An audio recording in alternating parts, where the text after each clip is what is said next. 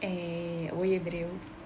Eu tinha feito um vídeo falando sobre a minha mãe, que é uma pessoa assim maravilhosa na minha vida. E hoje eu vim trazer um pouquinho sobre como foi essa minha outra parte, né, do meu genitor, que foi o meu pai, que não é considerado um pai, né, mas... E eu queria trazer um pouquinho sobre a personalidade dele, para vocês entenderem como que ele era, né? E o meu pai, ele era uma pessoa que ele acreditava que ele sempre estava certo. Ele era uma pessoa extremamente difícil, sabe? Ele valorizava a autoridade dele e ele tinha essa autoridade porque ele era uma pessoa muito grossa, muito rígida, sabe? Eu tinha muito medo. Eu cresci com medo. Quando meu pai estava perto de mim, eu sentia medo. Era isso que eu sentia. Ele queria ensinar a gente com a visão que ele tinha, sabe? A visão que ele tinha era a visão certa das coisas. E ele tinha uma personalidade, assim, muito intensa, muito impulsiva, sabe? Ele tinha, assim, uma presença marcante, um temperamento muito forte, né? Por ser filha dele, não posso negar a origem de eu ser assim em alguns momentos, porque, infelizmente, né, a gente acaba puxando alguma coisa. Não estou dizendo que eu sou ruim igual ele, tá? É diferente, estou falando de personalidade, né? Então, assim, ele era uma pessoa muito controladora, uma pessoa muito rígida, ele não demonstrava amor em nenhum momento. Eu não me recordo do meu pai me dar um abraço e cuidar de mim. A única coisa que eu ainda tenho de memória, que eu consigo me recordar, que era a única coisa que eu via ele fazendo, que alguém podia olhar como um gesto bom, era o meu cabelo. O meu cabelo, ele é um cacheado 3B. E o meu pai tinha um cabelo grande também, cacheado. E o meu pai era a única pessoa que cortava o meu cabelo e penteava o meu cabelo bastante. Quando eu tava na casa da minha mãe, não é que ela não penteava o meu cabelo, né? Na casa da minha mãe tinha muita criança, eu queria sempre estar brincando, eu não ligava, não queria que ia arrumar cabelo e tal. O meu pai era muito rígido. Se meu pai falasse assim, senta aqui agora, eu sentava. Então lá eu não tinha voz, né?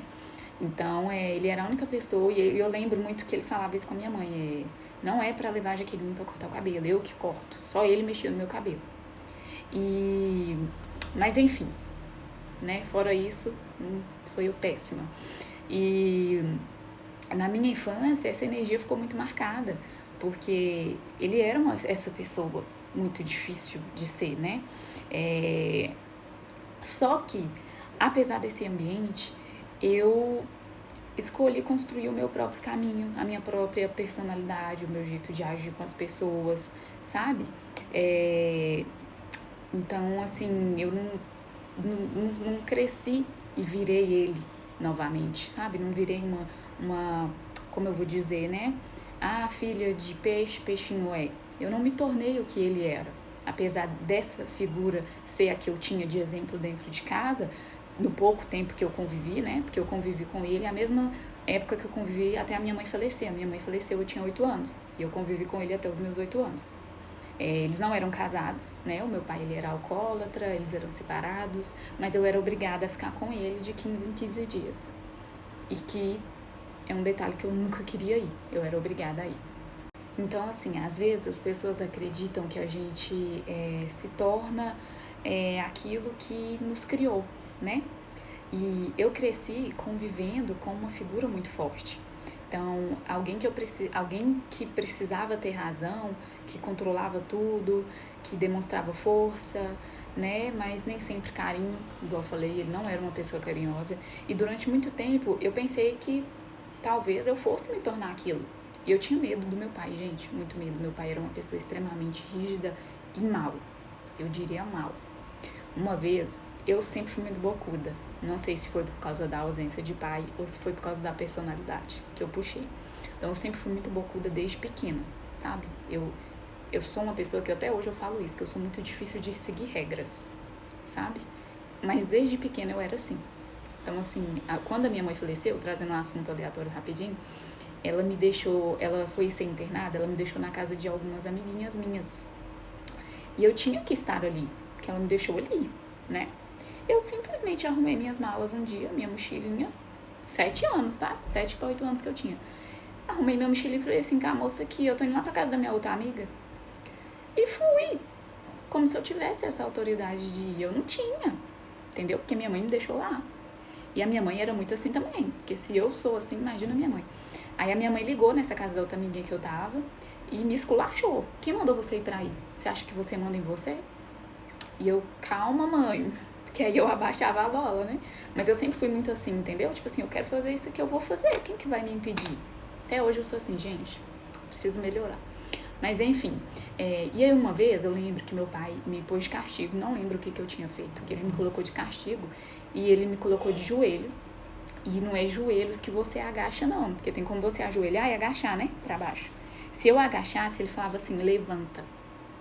E eu tinha que ficar olhando pra parede, tá? Queridas. E eu só podia sair na hora que ele mandasse. Minha filha, né, era brinquedo, não. Então, assim, eu tinha muito medo dele, sabe? Nesse dia, eu nunca vou esquecer, que eu rio dessa história, mas não é de se rir, né? Ele virou pra mim e falou assim, você vai ajoelhar aí, você vai ficar caladinha. Eu não chorava. Até hoje, inclusive, esse é assunto pra... Eu vou trazer nesse vídeo também. Hoje em dia, às vezes quando eu tô discutindo, eu fico triste, eu choro muito, sabe? Sou muito emocionada. Por quê? Porque na minha infância, o meu choro foi reprimido. Quando eu chorava, o meu pai virava pra mim e falava assim, pss, eu não podia chorar.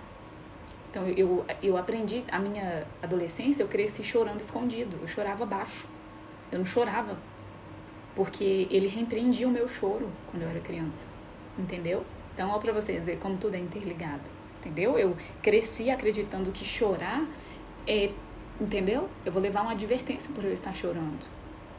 Então, hoje em dia, tudo eu choro. Tudo eu choro. É o meu jeito de pôr pra fora. Eu choro. Hoje em dia, eu fico emocionada. Eu não sei discutir com a pessoa. Eu choro. Porque quando eu queria chorar, eu não podia chorar. Enfim, no dia que ele me pôs de castigo, ele virou de costas e falou assim, você vai ficar aí em silêncio. Na hora que, sem nenhum pio. Na hora que ele virou de costas, eu falei assim, pio. E apanhei. E não foi pouco não, tá, queridas? Foi bastante. Mas, enfim. Então, assim, às vezes a gente acredita, né? Mas, enfim, o que eu queria trazer? A dor, ela pode ensinar duas coisas, né? Repetir ou escolher um novo caminho. E eu escolhi continuar sendo delicada, que esse é um elogio que eu recebo de muitas pessoas, apesar de eu ter a minha personalidade difícil de ser.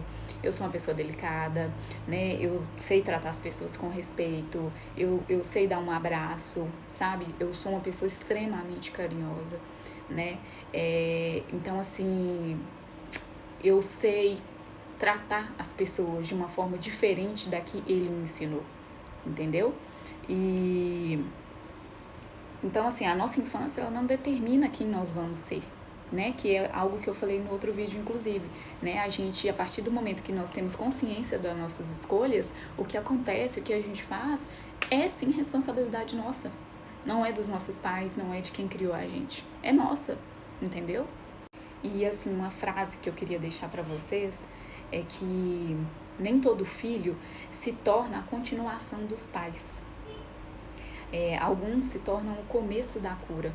Você não precisa, se seu pai foi ruim, se a sua mãe foi ruim, você não precisa ser igual, entendeu? Você pode ser a cura. Hoje eu entendo bastante sobre essas questões de criança ferida, eu leio muito sobre isso, e hoje eu entendo que se ele era assim, eu não sei o que ele também passou quando ele era criança. Não estou passando pano pra ele aqui, né? Não estou de forma nenhuma.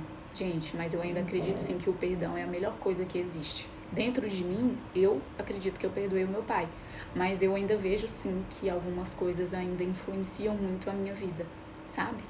Mas é isso que eu queria trazer, né? A gente não precisa deixar isso, a nossa infância, definir quem nós vamos ser, como nós vamos agir. A gente pode ser melhor do que isso.